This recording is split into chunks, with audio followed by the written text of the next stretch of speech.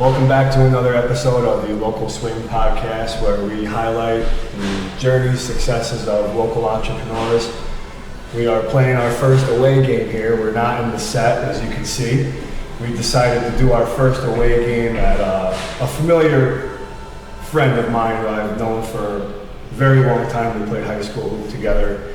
And we're at Anthony's by Romo's with owner Anthony Berghela. What's up, man? Thanks for giving me the opportunity to swing in here. Yeah. So, as I said, it's been a long time since we played hoop together. But also like to note that Romo's did win multiple Waterloo Dome championships. Yeah. Which, if you don't know, that is a big deal. Yeah. It's a big deal. I used to run the league. Anthony had a team in the league who was very talented. So. I don't see the trophies anywhere, but you know, maybe we'll have Anthony display it at some point here. But so you got into opening your own restaurant back in 2009. Yep. And that was Romo's, which is in Glenmont. Yep. And it was in a different spot than it is now, but in that same thing, right? Yep. So then you branched off, got a little bigger, and moved into the spot that you're currently in. Yep. So talk about like the early days of Romo's, of like, you know, why you started it, what were like the first things that you did, and maybe some like challenges that you had to overcome. Yeah, so back in 2009, I opened up Romo's. We started off in like a tiny 800 square foot spot. It was just basically takeout. You like open the door and you were 5 feet away from the counter. Yes. It was, for a little while, it was literally just me. I was answering the phones, making pizza, cooking pizza, doing fryers, making salads. You know, and as things progressed, you know, family members started to come in and help me. Brittany would help me a little bit more. And we kind of, you know, just took off from there. It took us a while to build it up. I was in that back corner for 3 years. Yeah. After 3 years, we moved up front. We mainly wanted to move, because it was too small, but in that corner we had zero visibility. Right. We were like stuck in a corner. Cars drove by every day. We weren't looking back there. We were almost forgotten. So unless you knew that there was a pizza place back there, you drove. Thousands of cars drive by that area, and every day, like, never knew I was there. Right. So we wanted more visibility. A store that was front and center in that plaza. It was only a little bit bigger than what I had, but that storefront and being seen was gonna elevate business. And we moved up there about 3 years in. It's funny because when we did, we had so many people come in and we're like, oh, we got a new pizza place in town. We're so excited. And I was like, oh, I've been here for 3 years, you know. Right. Nobody knew. Right. But yeah, I mean, you know, once we did that, things pretty much right away took off. You know, I had to hire more help. You know, in the beginning, it was more just like my family. Yeah. You know, my mother, Brittany, my brother, my sisters, some cousins came in to help.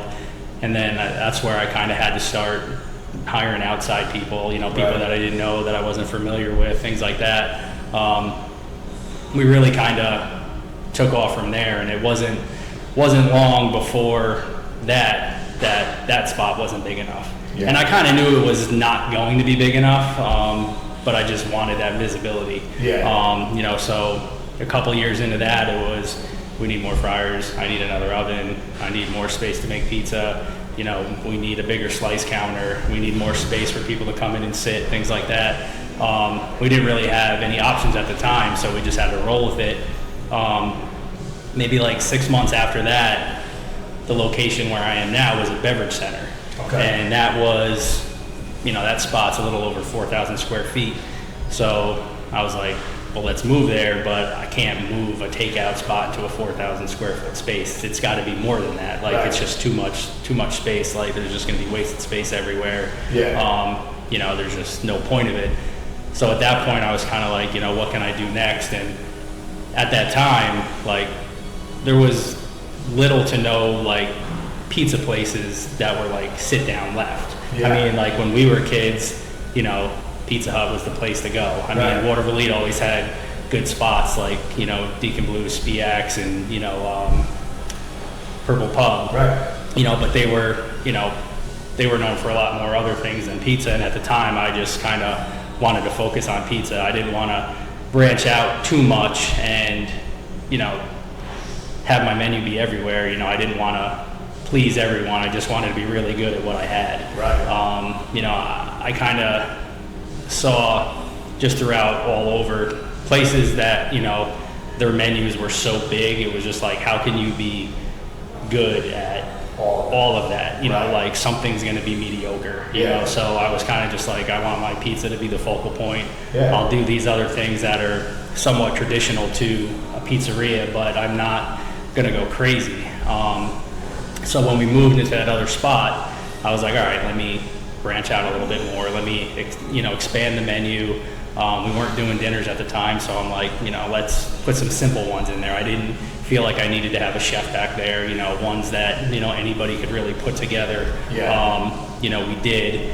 I started doing beer and wine, but it was really, you know, I wanted to give people a reason to go there. So, you know, even me, like when I got into the business, like I opened that place and never made a pizza ever in my life. I was going to ask you that. Yeah, I didn't, when I was in college, I didn't work in one. I just kind of had it in the back of my head that for whatever reason, maybe one day I wanted to do it. When I was a kid, my uncles worked in a pizzeria.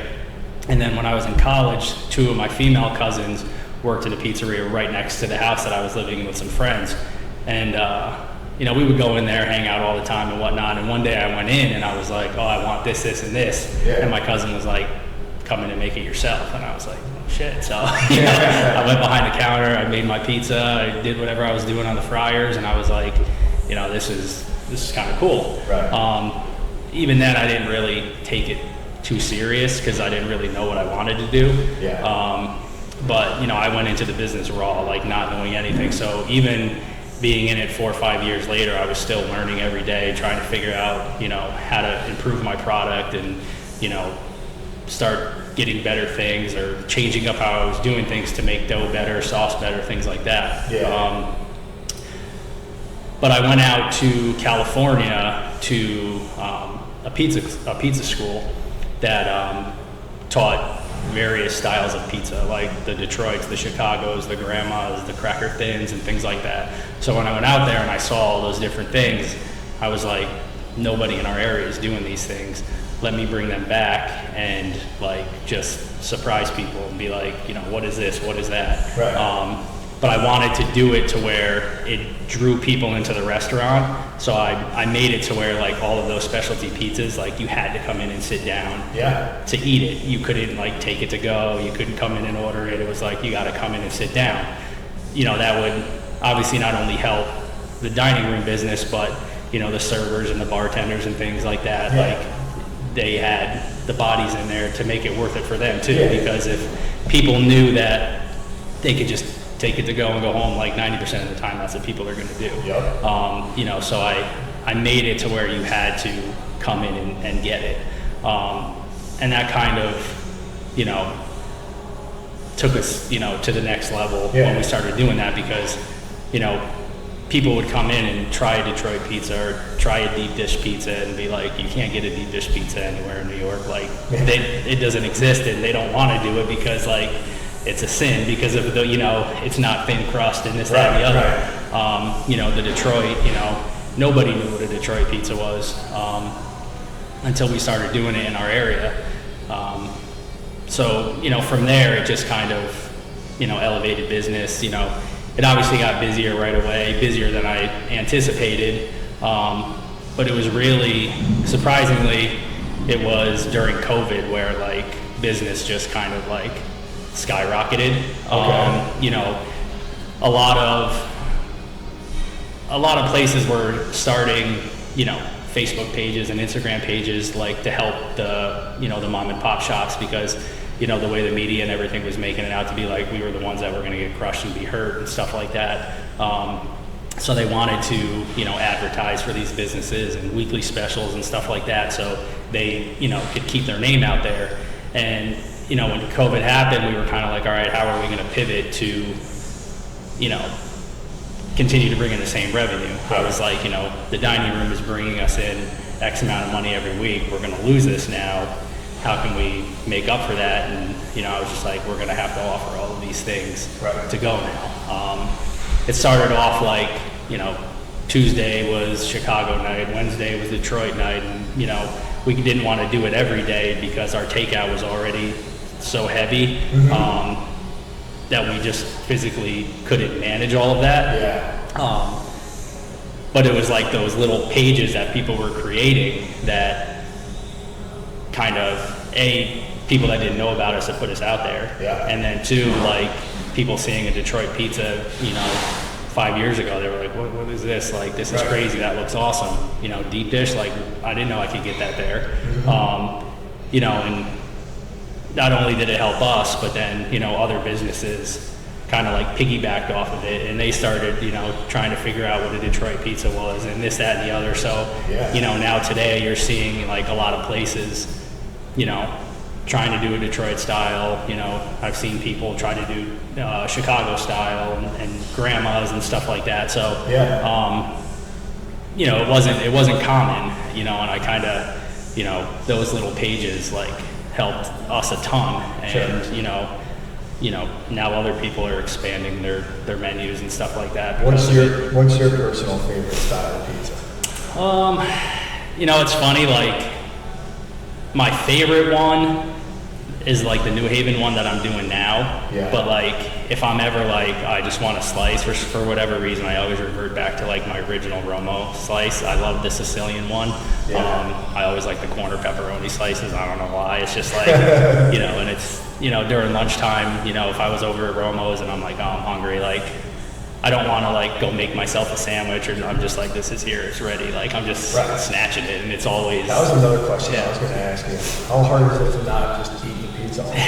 I mean, you get, in the beginning it was, I didn't have time for it. I was constantly just on the go, doing, everything in there, prep work, and I'm kind of finding myself in that position now, opening up a new restaurant. A lot of it I'm just putting on my own shoulders, like I want to do this, I want to do that, I want to make sure it's right. I don't want to, give it to these people yet to do, I need to make sure it's being done properly, for opening up a new business. But yeah, I mean, the Romo style is always like if it's in front of me, that's the one I'm snatching. Yeah.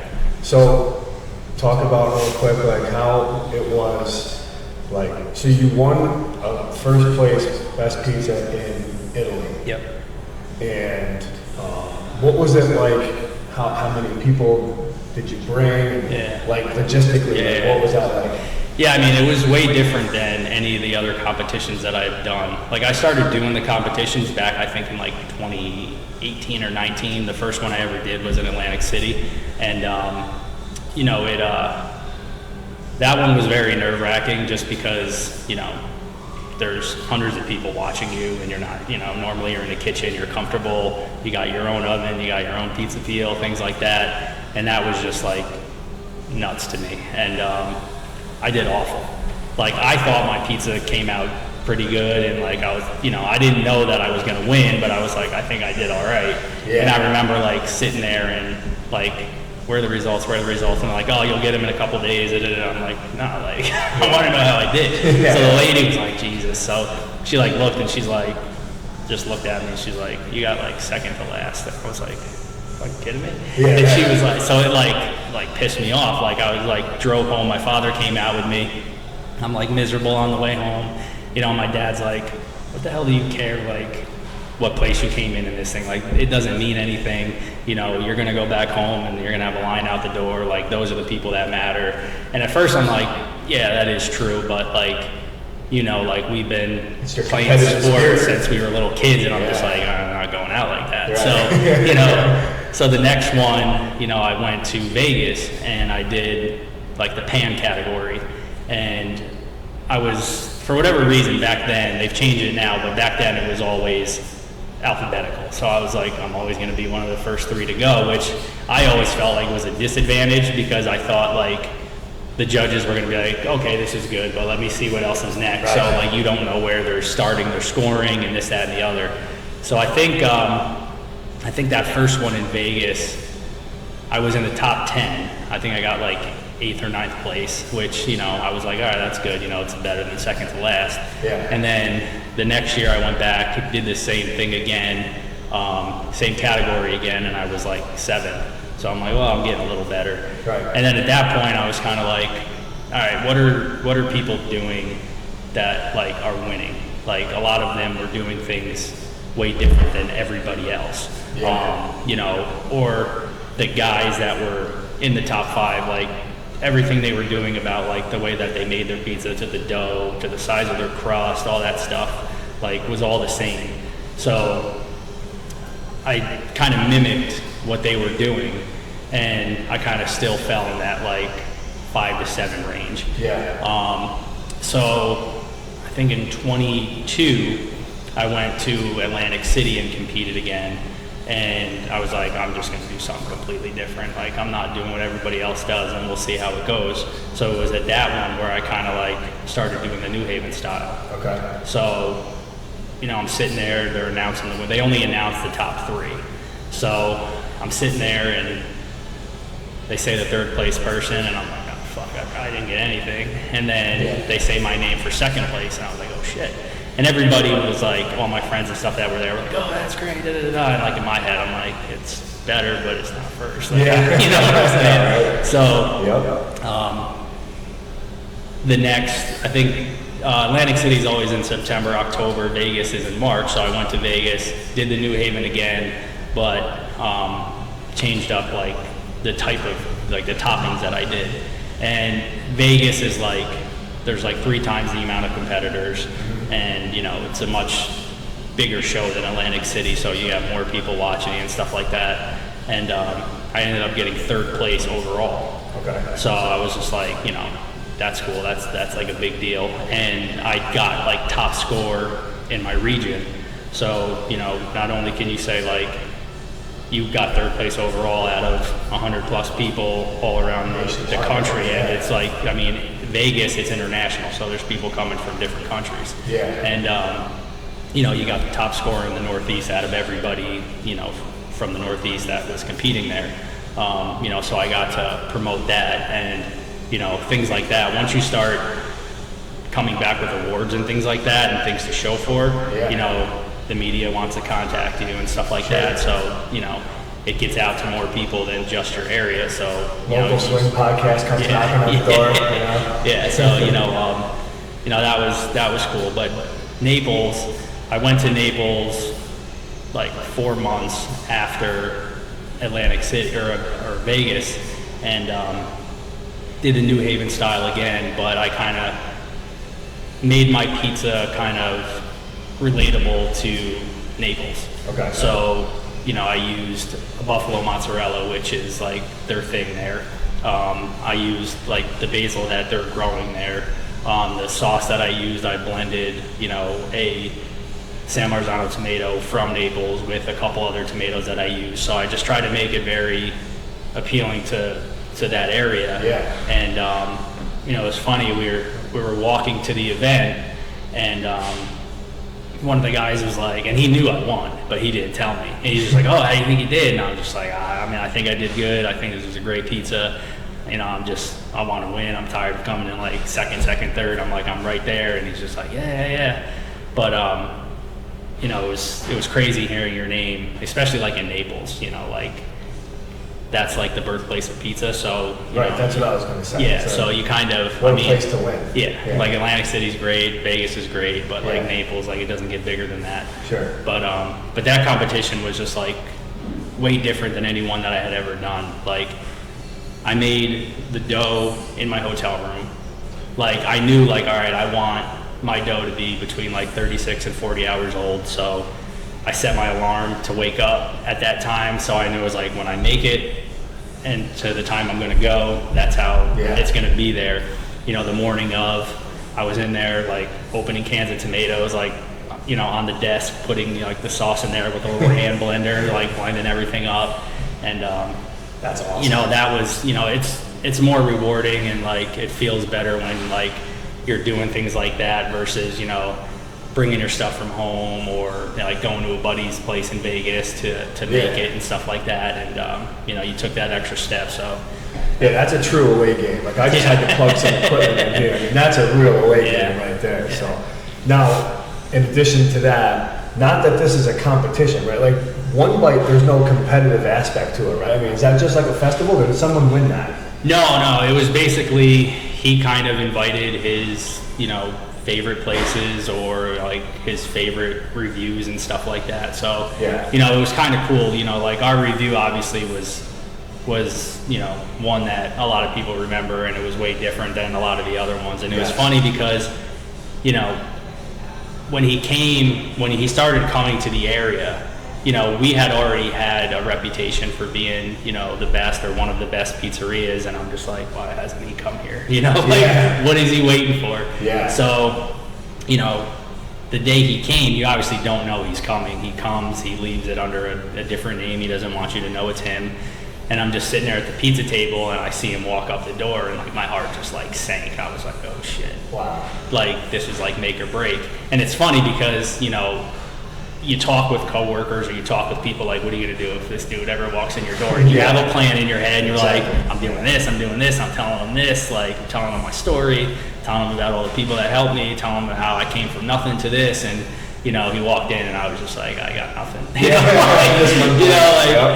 So he came in, and he had ordered, and we're cooking his pizza, and like for the 2 seconds that I did go out and talk to him, he was kind of like, oh, we're here because like a lot of people were DMing me, telling me about your win in Vegas, this, that, and the other, telling me about it. So I kind of like told him about it real quick, and then I went back behind the counter, and I'm like, he told me he was here because of Naples, and I think we should make him that pizza. Yeah. So we were like, all right, let's just scratch this pizza. We're gonna make him the Naples one, and we made it, and we gave it to him, and he went out, he was doing his review, and I'm like listening to him, and like somebody that follows him, like what he likes. So in my head, I'm like, he's gonna fucking love this. Like he's gonna give me this great score. And as soon as he started saying, oh, it was a little fancy, like in my head, I'm like, bro, I've watched so many of your reviews, and I see like basil on pizzas, and you give them sky high scores. So I'm like, what are you talking about?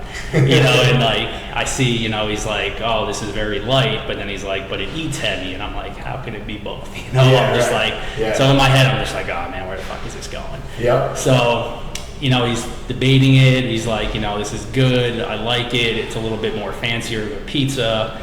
And then I'm just like, when he starts like debating, I know he's going like 7-9, 8-1, and he ended up going 7-9. He thought it was a little bit fancy, so I'm just like, I was like, whatever, like just walked out like, fuck this. Yeah. My cousin Matt, who was one of the guys that we would always talk about, like, what are you gonna do when he walks in the place? Right. He calls me up and he's like, he came, did you tell him this, did you tell him that? I'm like, bro, I froze. Like, I didn't talk. I talked to him for like 30 seconds. He's like, what do you mean? I'm just like, I don't know why. I just froze when the dude walked in. Like, I couldn't tell him nothing. I was just like, don't fuck his pizza up. Yeah. And he was like, man, you fucking blew it, I'm like, yeah, I did. So he calls me up later that night, and he's like, we got to get him back. And I'm like, there's no way the dude's coming back. I'm like, I'm never going to be able to get a hold of him. Like, where you can message Barstool. It's like, he's not coming back. It is what it is. So he's like, nah, there's got to be a way. So I end the call. A couple hours later, he's like, we got to go to his house. He lives in Saratoga for the summer. I'm like, bro, I'm not going to this dude's house. I'm like, me going to his house is going to be worse than the 790 gave me. Right. And he's like, bro, you got to do it. You got to do it. And I'm like, I'm not doing it. And he's like, listen, he goes, because he's also a business owner, and, he came, from nothing, and built his business up to like a huge, like, local empire in the landscaping world. And he kind of said something to me that resonated. He was just like, listen, me and you both came from nothing. We had to fight and claw to get where we are. Yeah. Like, you ain't going out like this. Like, you got to contact the guy. You got to figure it out. Like, we just got to go there. And I'm just like, yeah, no, sorry, I'm not doing it. So I hung up the phone. I sat there and I thought about it. Called him the next morning, and I'm just like, fuck it, let's drive to Saratoga. So I'm driving up to Saratoga. I'm talking to him. he's like, yeah, I'm on my way. He was coming from Lake George, and I get there, and my cousin's not there yet. So I'm like, where are you? I'm not like doing this alone. And he's just like, oh, I'm gonna be there in like 15 minutes. And I'm just like, bro, I'm not sitting here for 15 minutes. So he's like, come on, we'll just talk, we'll bullshit, you know, talk about what you want to talk to him about, and you know, whatever. So we're talking, and I like look out the rear view mirror, and I see him. He's just walking down the street by himself. So I'm like, bro, he's walking down the street right now. Like, what should I do? He's like, just get out and fucking talk to him. So I get out, and I'm like, yo, Dave, and he's like looking at me like, where do I know this dude from? And he's like, you look familiar, and I'm like, Romo, you came there the other day. He's like, oh yeah. So I'm like, listen, I was like, I fucked that review up. I was like, there was so much that I wanted to tell you that I never did because I was nervous. You know, you came in, I just, you know, got lost.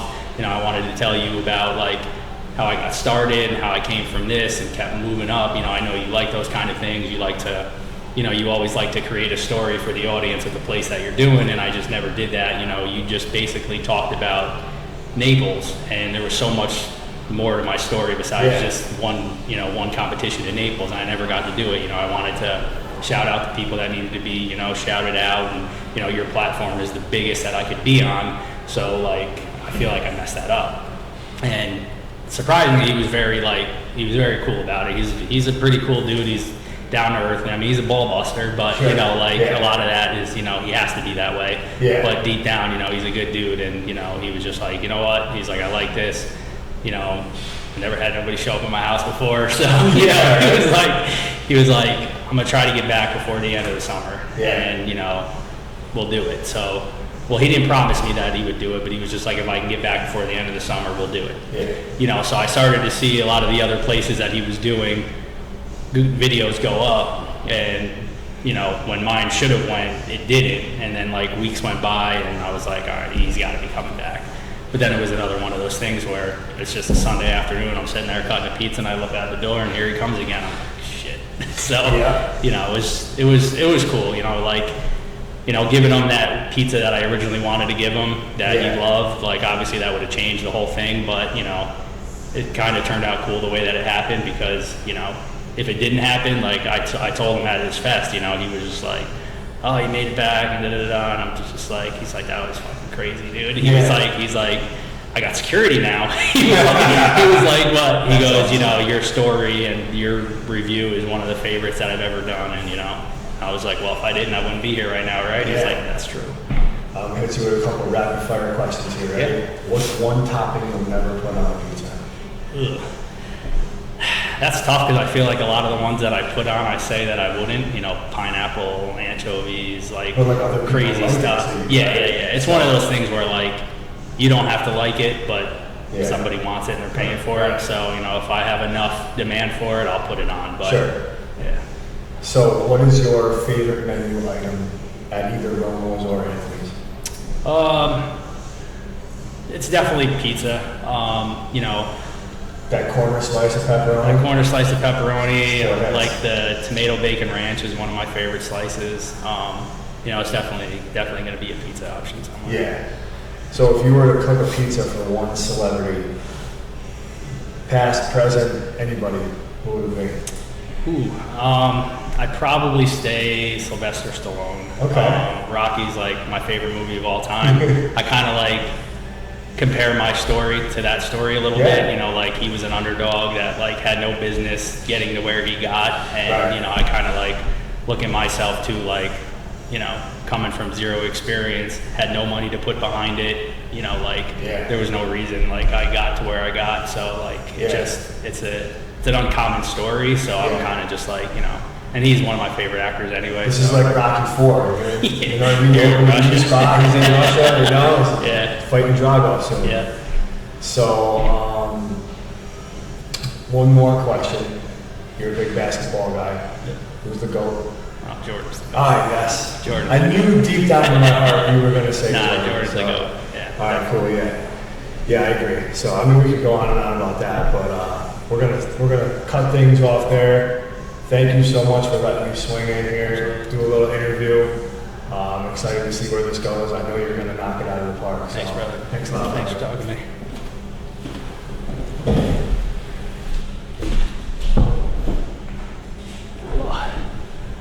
Good. Yep. And sometimes like it almost feels like you got to like slam on the brakes at the end because like this only lets me do 30 minutes. Yeah. So this is up to you. Sometimes I'll put the computer in front of you as a camera, Mm-hmm. and then like you'll just speak into it, and I remove the background, and then I could like do clips for social media. Do you want to do that or not really? Oh, I don't care, whatever. I just don't want to hold you up. I feel like you're probably like busy. You know what I'm saying? Yeah, I mean, I got stuff, but Yeah. yeah, just however you want to do it, I don't care. Let's just do a couple real quick. Yeah.